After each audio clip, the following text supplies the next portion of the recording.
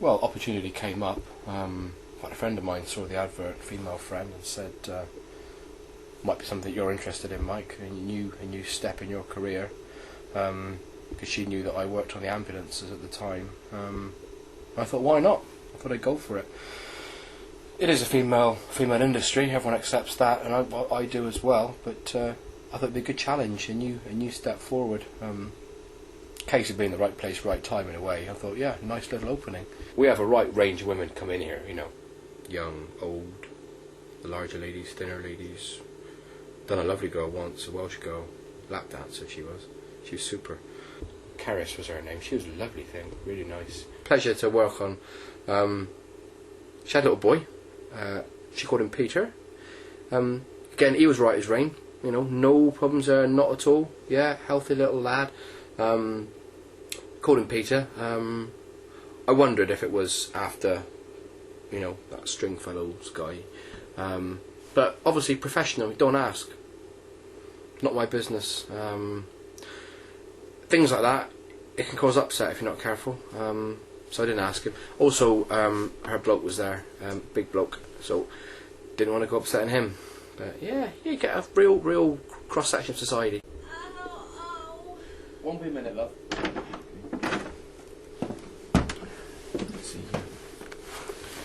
The thing is, a lot of these more well-to-do women is they're feeding themselves up on organic foods, which is all very well for the baby, but the baby's getting bigger and bigger. All that goodness going into them, and obviously what goes in must come out.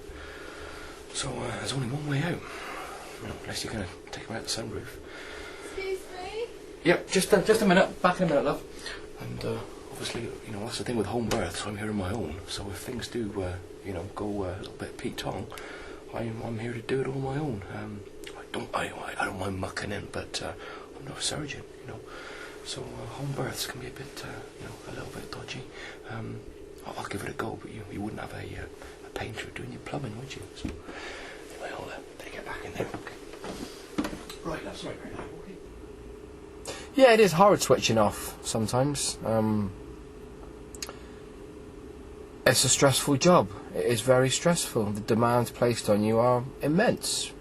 It's harder than it was on the ambulances, but it's more rewarding as well. You're bringing in these babies into the world.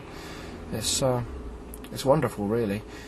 But you've got to remember to switch off. If you had a bad day, sometimes we lose babies, and that's heartbreaking.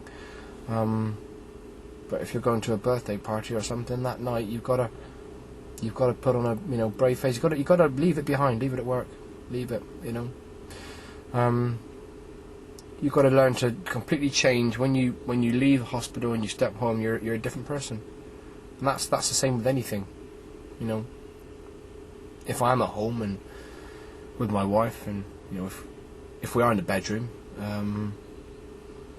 you gotta remind yourself that's a very different situation to if you were at work and there's a woman there, with her genitals exposed.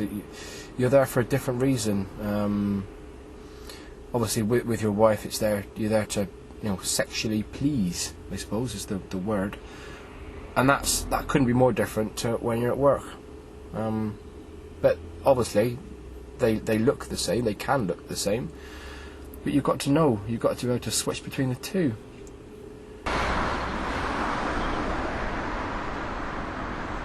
Oh, Keris, the lap dancing girl, totally shaved, not a whisker. Went with the job, I suppose. And others, got a lot down there. But Keris, I said to her, I was having a bit of banter with her. I said, if this labour goes on any longer, I said, you'll have a 5 o'clock shadow. Yeah, I might have gone a bit far with that one. She did say she'd send me a photo of little baby Peter. I'd like to know how she's getting on, because we hit it off. We had fun, in the whole process. So I'd like to know how she's getting on. She'll probably send it. I know what it's like when you just had a baby, kind of your world's upside down. Yeah, horses for courses. Yeah, nice girl.